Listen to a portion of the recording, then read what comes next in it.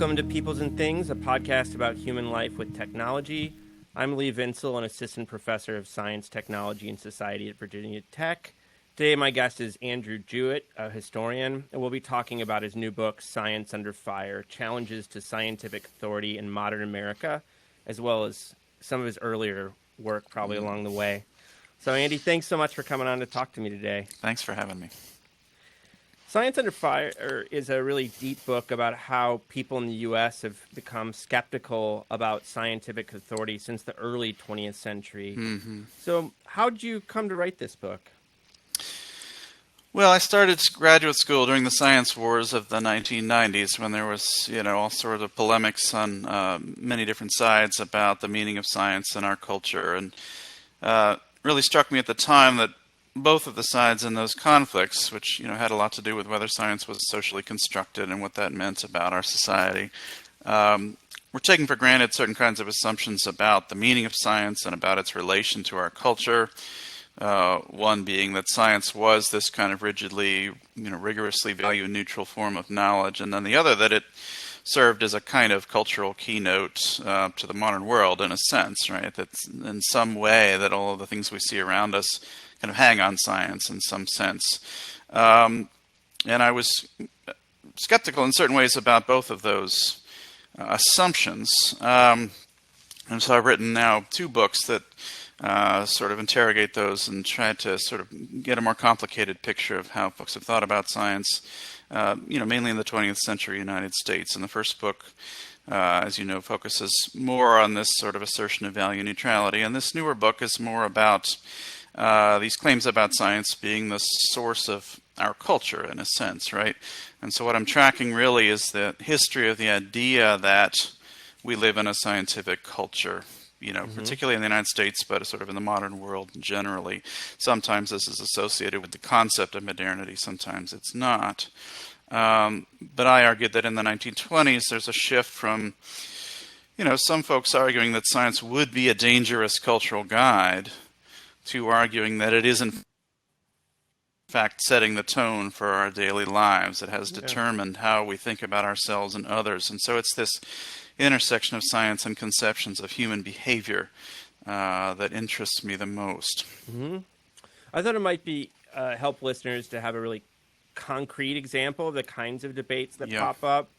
So, right. You talked about the science wars. That's one place we could go. But in your conclusion, you discuss a graduation speech that the writer and editor Leon Wieseltier gave at Brandeis in 2013. And he said, among other things, that society had come to be dominated by instrumental reason, including the twin imperialisms of science and technology. Right. And then the psychologist Steven Pinker replied that, only through science could we come to know ourselves and all these things. So you want to say a bit about that case and how you see it kind of pulling out some of the themes of your book? Yeah, absolutely. That's a case where Wieseltier presents, he says, you humanities students are the resistance, right? In some way dividing the world up into these sort of disciplinary terms, in a sense. And I think that's a very characteristic kind of argument that comes out of the 20th century. Has a lot to do with struggles around how education is going to be oriented, how professional authority is going to be divided up. And those are characteristically broad, sweeping kinds of claims. There have been other versions of this sort of critique that have been more specific and more particular. But this is actually the style that's most common in the middle of the 20th century. These sort of and to some extent becomes increasingly common again in the era of the science wars. We get these bigger and bigger kinds of histories of the modern world that are predicated on the assertion that certain sources of authority have sort of come to dominate. So this is very much continuous with what you see in the 1950s, for example. I suggest that there's a kind of national reckoning with the cultural meanings of science in the wake of World War II. We see it as a golden age of American science with the nuclear physicists and so forth and all the scientists in the advertisements. But there's a tremendous undercurrent of anxiety, too, about what science is doing to our self-understanding. And you see that very much coming out in this tussle between Wieseltier and Pinker, saying that we must follow this sort of style of intellectual work in order to be able to sustain human relations, really. And otherwise, the social order, our world as we know it, will fall apart. Yeah. And you see counterparts to the Pinker response. I mean, if anything, Pinker's doubled down and tripled down on this argument since then, Of course, right? yeah, over the years. Yeah, and that's not something I track with any consistency through the book, except insofar as I suggest that some of the most extravagant claims on behalf of scientific authority have been fodder for the critics. So I talk extent about B.F. Skinner, for example, in his novel Walden 2, and then some of his subsequent debates with Carl Rogers and people like that. But just like John Dewey in an earlier age, Skinner becomes this kind of perceived avatar of a scientific culture. I mean, if you look at him on the sort of spectrum of what scientific thinkers believe about the world, he's fairly extreme.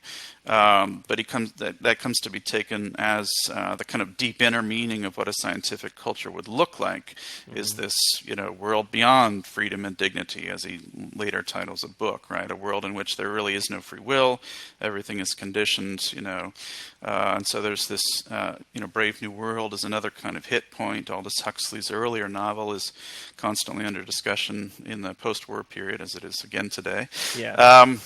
But these become these sort of nightmare visions of what a scientific culture might look like if it's sort of taken to its fullest. Yeah. And so, again, I'm not tracking the arguments on the sort of Pinker side as much, but they do come into the story on occasion as grist for this kind of mill. Yeah.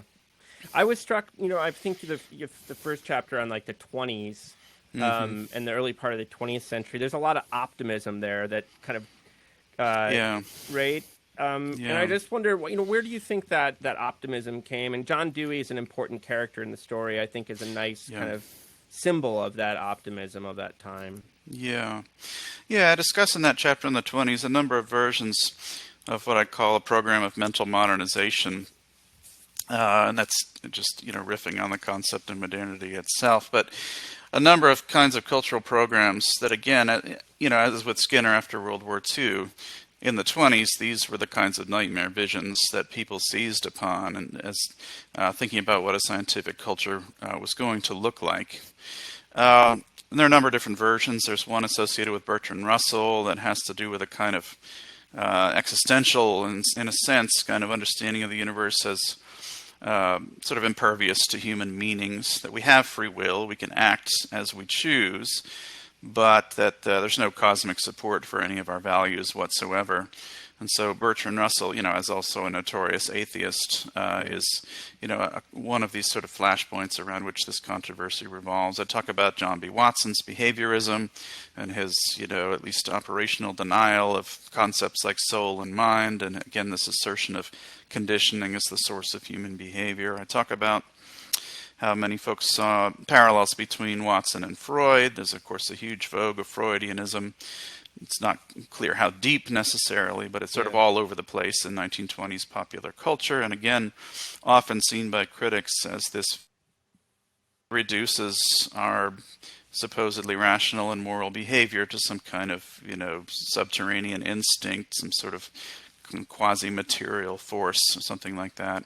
And then there's Dewey, and I point out there that Dewey's program is specifically designed to attack what he sees as weaknesses in these other cultural renderings of what science means. He's specifically insisting on the, not only the reality of free will, but the reality of human purposes, the reality of values as guides to action, all of these things embedding them in the natural world. But because of that naturalistic bent, because he says there is no supernatural realm, critics are constantly sort of collapsing his theory into these others, suggesting that he too is saying we're just mere machines or animals. And of course he is a kind of arch secularist in his day, and arguably a liberal Protestant in other ways, or a humanist. And his influence on education is an important part of structuring those views of him as this great cultural danger. But there's a tremendous amount of optimism behind all of these programs in the 1920s. And the critics on the other side, who are the main focus of the book, come in and say, well, this this shows us that a scientific culture has emerged, right? That Right. they start drawing lines between the writings of a Freud or a Watson or a Dewey or a Russell, to changes in education, to changes in consumption patterns, the sort of rise of sort of middle-class consumerism, suburbanization, the kind of keeping up with the Joneses mentality.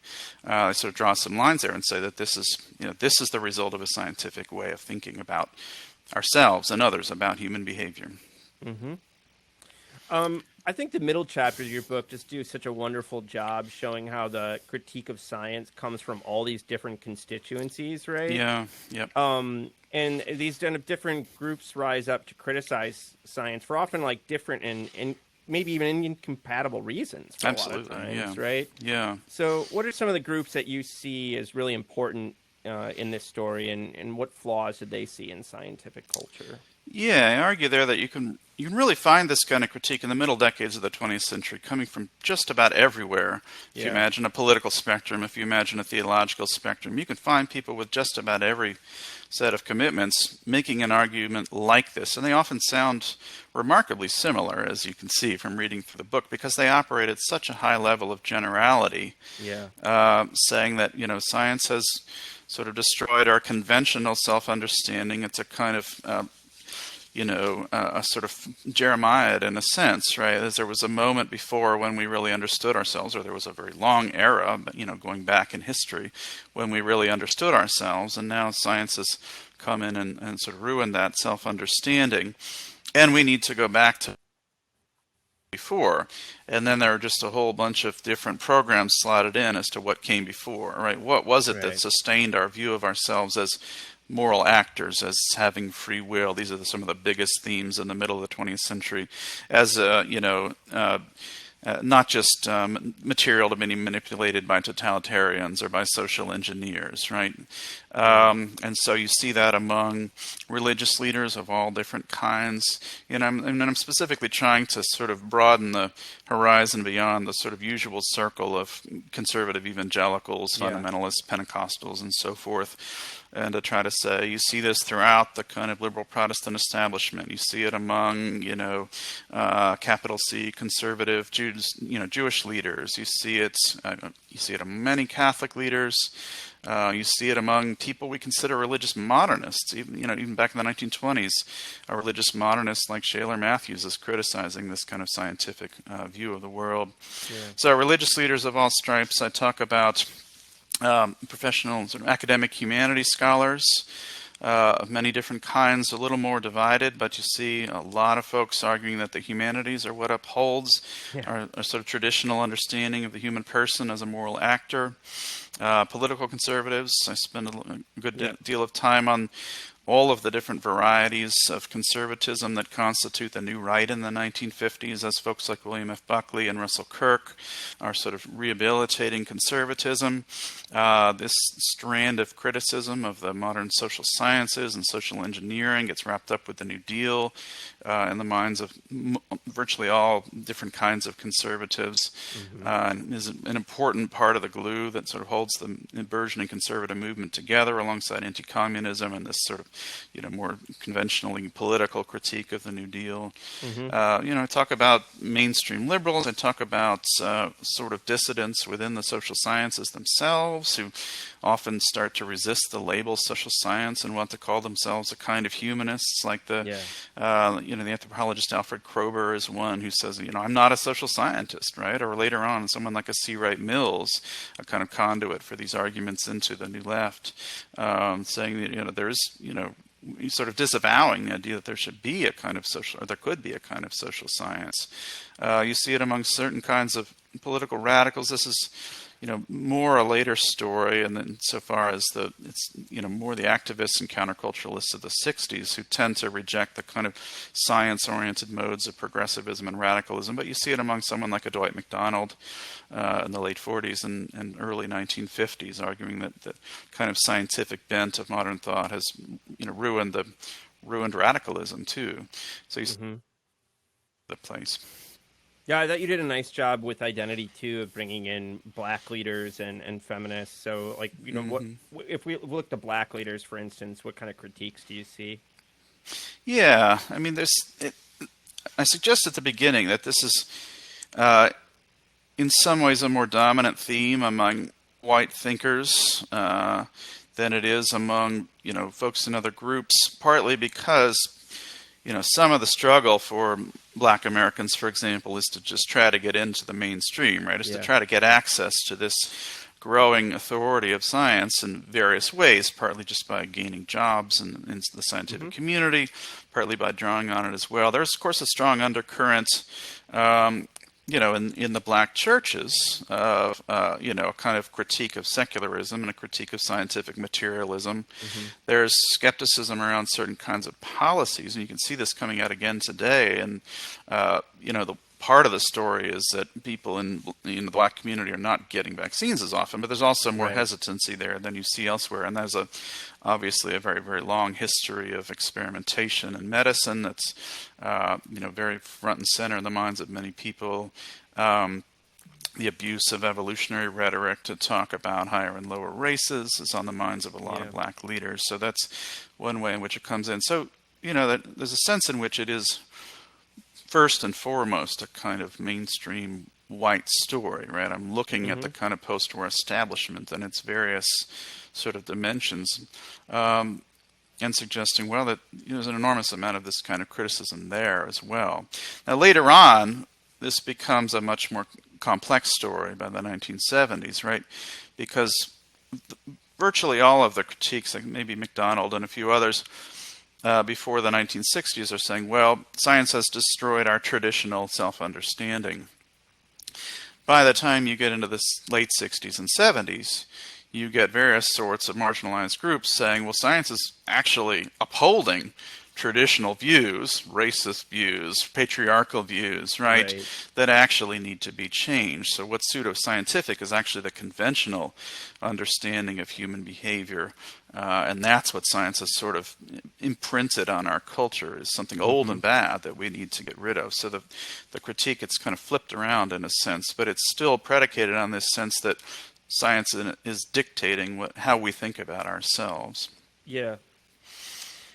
Story is about science, but it's also very much about the role of technology in our culture. Yeah, and I think that's a very strong theme. In part because people saw it, technology as applied science. I think. Sure. But there's lots of worries about technological change throughout the book. So how did you see kind of technology coming out in this story? Like, where do you think that comes from? When?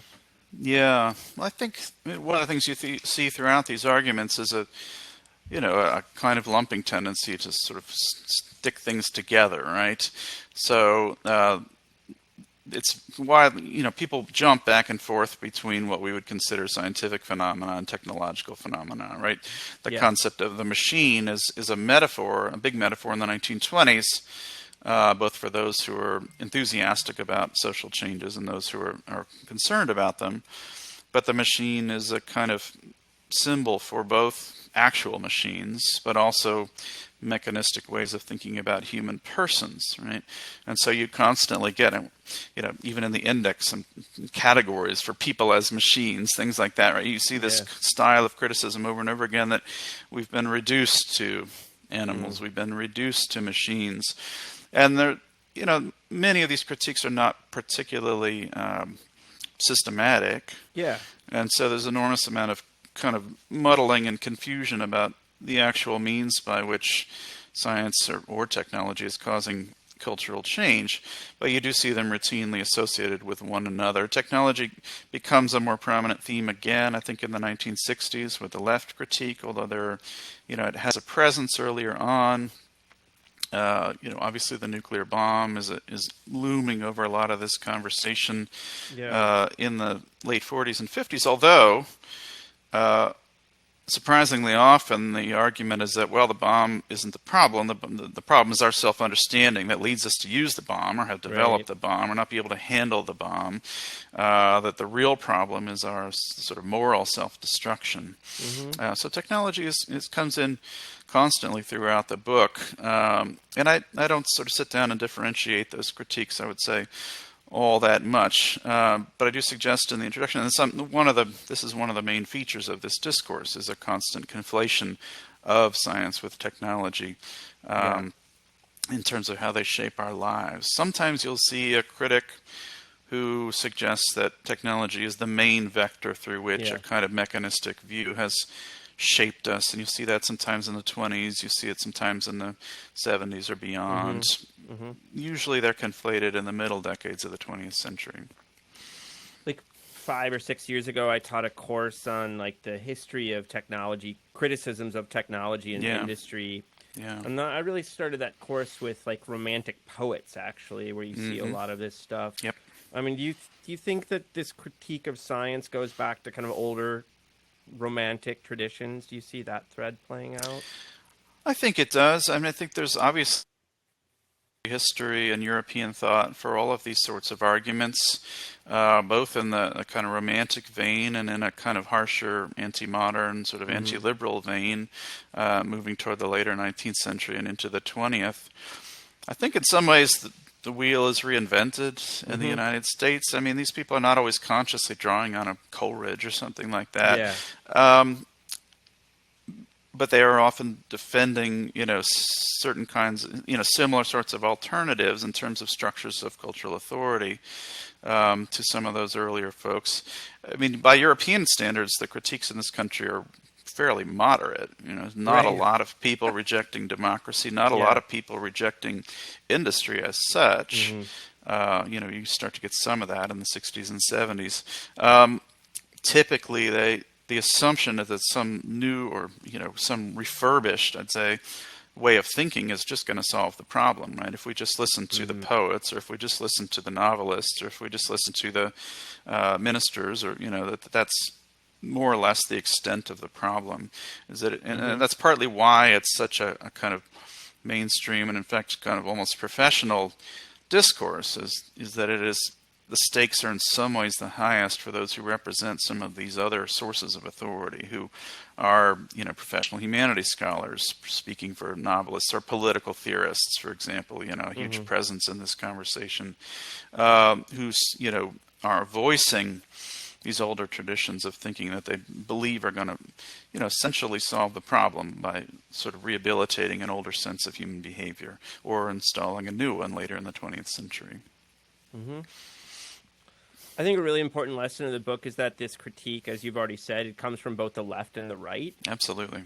So why do you think it's such a bipartisan phenomenon? And I guess as a follow-up question, like, do the liberals and conservatives differ in the critiques they make, or is there a lot of similarity there? There's a lot of similarity up through the 1960s, I would say. In that, the critiques remain at this very, very high level of generality. They're very rarely attached to specific political programs, except by this new right, which has a kind of oppositional vision, and a few politicians that it's rallying around, like Robert Taft and folks like that. But even there, it's a very, very broad kind of critique. And, on the other side, it's remarkable how many supporters of something like the welfare state are still extremely critical of the what we would think of as some of the assumptions on which it's based. That social sciences can know something about the human person. I mean, these aren't reasons why we ended up getting these policies during the New Deal, but they are widely seen in U.S. political culture as bearing some relation to the authority of the social sciences. So there's actually remarkable similarities between the arguments of, folks quite far over on the right and an establishment figure like a Reinhold Niebuhr, or, the historian Jacques Barzun in the middle of the 20th century, or someone quite far over to the left like Dwight MacDonald. Now, they tend to take on much more politically specific forms by the 60s and 70s, when they're much more closely tied to electoral politics, more closely tied to certain kinds of single-issue social movements about the placement of nuclear facilities, for example. Let's sort of get a little closer to the ground during that period, although much broader versions emerge again around kind of post-structuralist thought and sort of the late 20th century critiques of modernity. But so, one of the points of the book and one of the reasons why I originally conceived of writing it was how similar The critique often ends up looking across huge swaths of terrain politically, religiously. If you think of it in its simplest form as, science has shaped our culture, science has sort of ruined our self-understanding, we need to recover or replace it with X, right? You can fill in that X with so many different things. Right. I thought you did a really nice job dealing with this kind of mirroring of the right and left from the 70s on, too. Because I think that's such including in our social circles, that's such a fraught issue. It is, I don't know if you saw, last year, I think it was last year, that Philip Murawski, the kind of historian of economic thought, had this essay where he was talking about science and technology studies and its kind of doubts about democracy and expertise, and linking it to kind of neoliberal conservative thinking, and trying to show that they're kind of like twins in a way, that they have deep interconnections. And that, of course, created a lot of defensiveness within the SDS community. Of course. But I thought you did a really nice kind of job showing that there are similarities, but it doesn't mean like they're coming from the same political place necessarily. No, not at all. Not that they're in some ways reducible to one another, but that they're fungible, right? That they can be picked up and used for a lot of different kinds of purposes. And that was one of the main reasons I initially took up this study. I was originally planning to organize it around groups of political critics of kind of establishment liberalism, sort of welfare state liberalism. Yeah. And show that basically each group in turn, as they develop over the decades, right, the new right, the new left, communitarians, right, and on, each group has more or less picked up this kind of critique of the social sciences as the basis for a kind of political organization, right? And seeing how this has circulated and been modified over and over again to all of these different purposes still remains a sort of important task of the book, I would say, is that showing this is a line of continuity, for example. There are many others, but this is an important one I think we haven't explored as much between someone like Reinhold Niebuhr in the middle of the 20th century and the New Left, who, were ferociously critical of most things that he stood for. That generation inherited a certain set of assumptions about what science was and what science was doing, that they turned to very different purposes, but the language often sounds remarkably similar. Yeah, I also thought you did a nice job of kind of showing... part of it's the new right, like the Crystal types, the people who start off as Democrats. Irving Kristol, and make the switch to a kind of conservatism during the 60s and earlier. And you even have like Daniel Patrick Moynihan making a similar kind of trajectory as a Democrat, having like real doubts about the Great Society and social engineering through welfare policies. But then you have the hippies at the same moment, kind of also having real doubts about the authority of the state. Absolutely. So, Absolutely. Is it a coincidence that this is both happening at the same time amongst kind of different left-right political groups, or do you really think there's just something broader in the air at that time? No, I don't think it's entirely coincidence. I think there are a number of different factors there. One of the things I try to draw out in the book, and I don't want to make the argument too reductive, but it is, frequently the case that you can find the folks making this argument have a professional investment in some alternative structure of cultural authority, right? And so there are, real important factors that have to do with just professional interests here, the interests of a humanities scholar, not always, but often. And so that's one dimension, is that there are a lot of folks who have investments at any given time and other ways of thinking professionally. I think another is that there is a kind of crisis of the American welfare state in the 1960s, right? There's a series of arguments about the Great Society, especially as Johnson is trying to sort of expand various sorts of policies. You see it, So you see it all over the place, right? This sense that something is wrong with a society that tries to use these bureaucratic mechanisms to solve what are essentially moral problems, right? And so that's I think a central factor in the 60s and 70s. And then some of it is this sort of just the fungibility of this kind of argument, which means it ends up almost everywhere. Yeah. I mean, you mentioned the sort of group of folks who come to be called neoconservatives, and they have a really interesting role in a sense. I mean, when I thought about writing the book in terms of chapters by group, that actually would have been one of the hardest chapters as I started researching it, because they're in a sense so committed to scientific authority, to the social sciences. I mean, so many of them come from within those disciplines, either teach them or teach them occasionally or are trained in them. I mean, the main leader who doesn't, Norman Podhoretz, actually virtually never says anything about science, surprisingly. And so it becomes another version of this kind of dissidence within the social science disciplines themselves, in a sense of the misuse of scientific authority and the misuse of modern theories of behavior. So it's a really a kind of fascinating nuance there.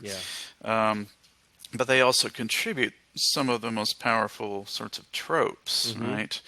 About this new class, for example. I mean, you see new class rhetoric on the New Left. You see it, versions of it among what come called the paleoconservatives of the 50s.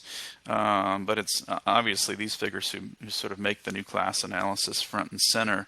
And for people to know, what's the new class? Yeah, the new class is, roughly synonymous with a kind of professional managerial class, bringing down to earth this critique of scientific authority and suggesting that these are the people who have sort of spread this ideology throughout our society, and these are the people who've done it because they have a professional interest in sort of maintaining themselves as the kind of protectors of all, right? As the kind of instruments of this bureaucratic state, as the educators, as the social scientists, as the various sorts of experts. And so they really bring that front and center into the conversation in a way that's picked up by communitarians and others. I mean, I show side by side, people that we would call a communitarian or a neoconservative. I mean, again, there's a tremendous amount of elision between these positions. When Ronald Reagan was doing radio slots in the 1970s, he often picked up on this rhetoric. Yeah, so, it's interesting, isn't it? It's one of those moments. When I like to teach students about the I'm forgetting their journal, Public Interest. Public Interest, right? Just because I feel like it's really helpful for kind of seeing how left-right lines get drawn. I mean, I really feel like our contemporary politics get set in this moment in a lot of ways. So that kind of convergence. Many of these folks still continue to think of themselves as being on the left throughout their lives. The convergence of their kinds of concerns, or folks that we would want to call a communitarian, like a Michael Novak or Christopher Lasch, some of these figures in the 1970s that become celebrities in a sense, right? They bring all of these critiques so profoundly into the mainstream, into the media discourse, into the, obviously into the new think tanks, right? Into all of these new forums, and really define the language that you see, across both parties by the 1990s, certainly in that era of Bill Clinton, right? Right. All the assumptions that we're now sort of starting to unpack about the crime bills in that era, and talking about that again with Biden back in office. Right? Yeah, and the dismantling of the welfare state. I mean, so many things, prison rules and such. So you were working on this book late enough that you were able to get a mention of COVID into the conclusion. Yes, that's right. And the introduction there. And the introduction. I was rereading the conclusion today, so that's why I was thinking about it. So, how have you seen this kind of play out over the last year or so? I think there's a baseline of distrust of scientific experts in the United States that bears the marks of this long tradition of argumentation about scientists having a kind of inhuman view of persons, right? Having a sort of fundamentally skewed and dangerous sense of who we are as human beings. I think you see that behind, if we look at the sources of a kind of post-truth climate, many people will just look, very recently and talk about the Trump administration and talk perhaps about the Christian right. Others will widen the window a little bit and look at maybe the last 50 years and talk about the counterculture and talk about postmodernism for those who dislike it. Yeah. But I think all of those movements have been shaped in a way by this deeper tradition of contending that scientists have, bequeathed us this fundamentally inhuman way of thinking about human beings. Yeah. I think this, clearly you can see it's, I think, clearest on the political left. You can see a very rapid sort of disillusionment with scientific thinking over the course of the 1960s and 1970s. But if you look at the beginning of the story, and I suggest this early on, as of 1920, there are very, very few people who are just critical of science whole cloth in any of these kinds of sweeping ways. They might dislike Darwinism. They may have, a concern here. But compare that to today, when you get all of these sweeping statements about science, being, that we need to resist it by picking up the humanities, that sort of thing.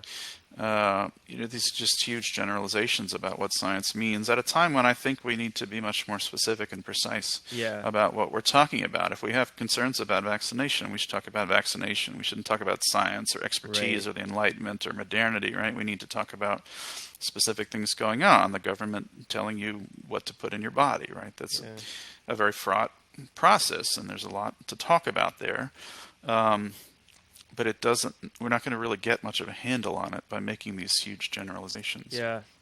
On the Christian right, I remember some of the critiques of Fauci were when he was basically, people were banning church gatherings, that there was a misunderstanding of human nature, that even if there was a risk of those gatherings, that was absolutely essential to our nature as people humans. need to worship. Yeah, exactly.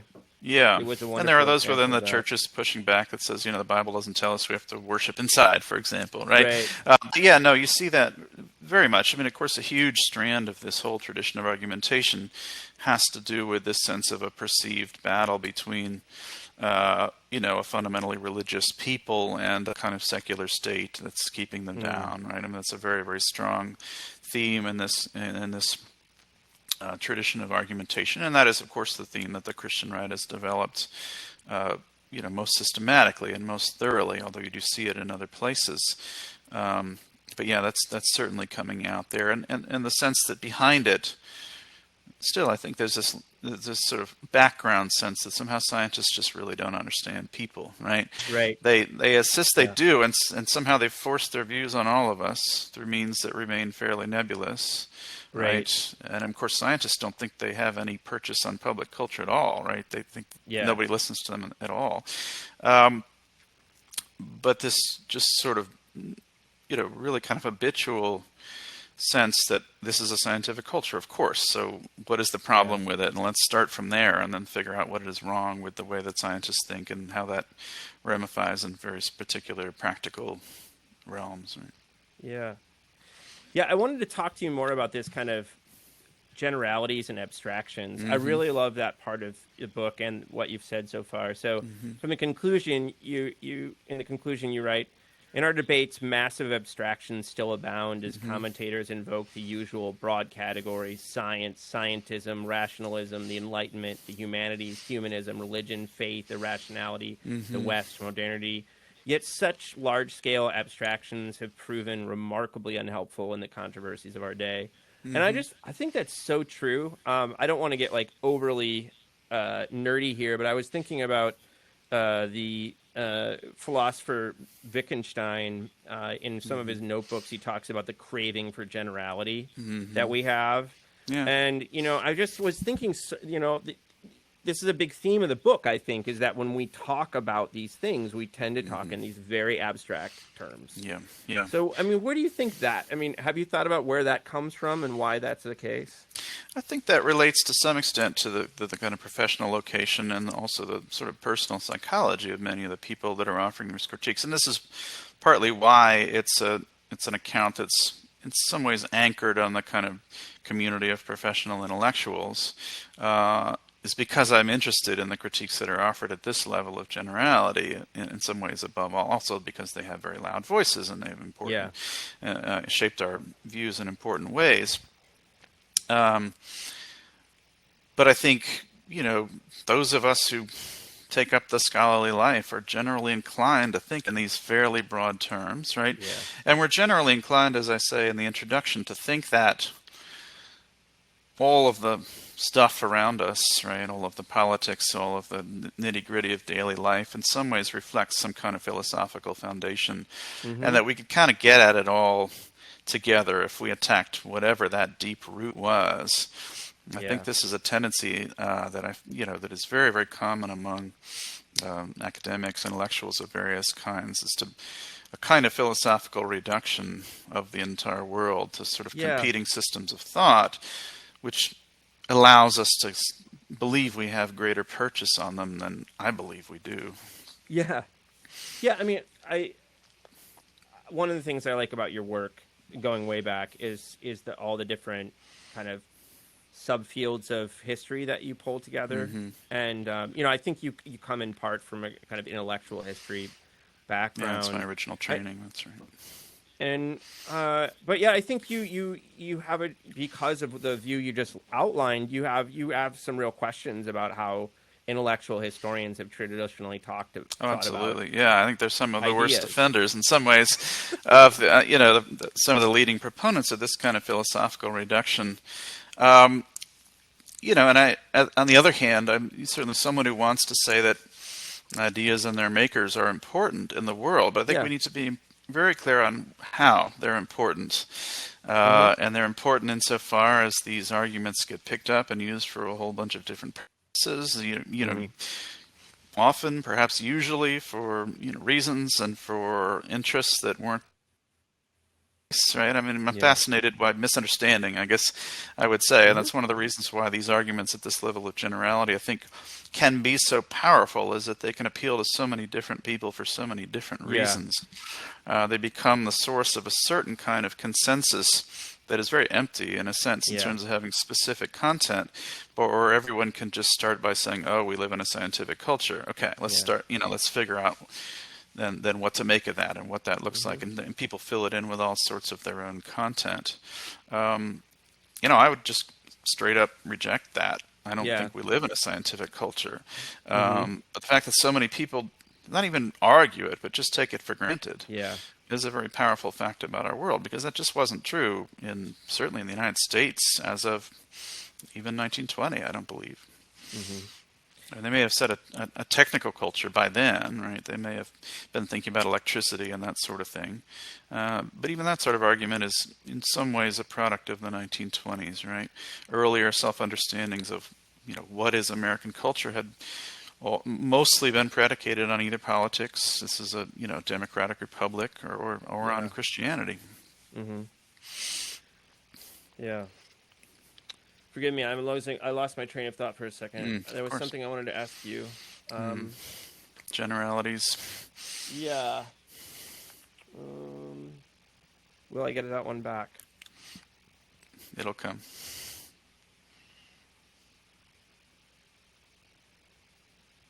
Well, let me go to the next question I had for you. Sure. And see if it comes back to me. I know they're related. So in your view, I think you've already begun to talk about this with these kind of generalities, but what do you see as the best road forward? I mean, it sounds like what you're saying is that we need, if we're going to talk about vaccines, for instance, was the example used before, we should talk about vaccines, because there's a huge number of deep and important questions there. Absolutely. About authority and about science and about certainty and about racism. I mean, there's so many things we can go into there. Yeah. So is the idea that we should focus more on the particular and avoid these kind of massive generalities?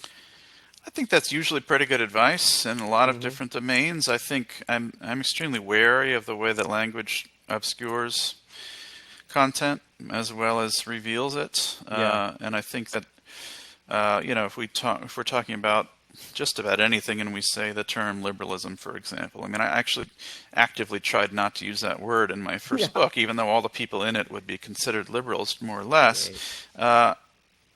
It means so many different things to so many different people that I don't think it's a very useful instrument for actually getting ideas. And so I'm generally always an advocate of trying to take down that level of generality and to try to be a little more precise about what it is that we're talking about. And I think, to me, the core message of decades of scholarship on social construction and the way that social values and interests are intertwined with knowledge making and with technological innovation and that sort of thing is that they tend to be, these processes tend not to sort of be big sweeping generalities. They tend to be very local, very messy, very complex, right? Very multi-sided. And that if we want to talk about vaccination, we need to talk about specific procedures, specific kinds of moments, that, we might want to say, something broad about the fact that this technology or this, medical advance is shaped by values. But then we really need to dig in and see, because, in each case there are different sets of interests, different sets of groupings, literally different categories of people that are affected by that particular innovation or by that particular theory. And I think we need to take those cases on their own terms. And that's, I guess, frustrating as a scholarly agenda, right? That doesn't, give us this great big purchase on large questions.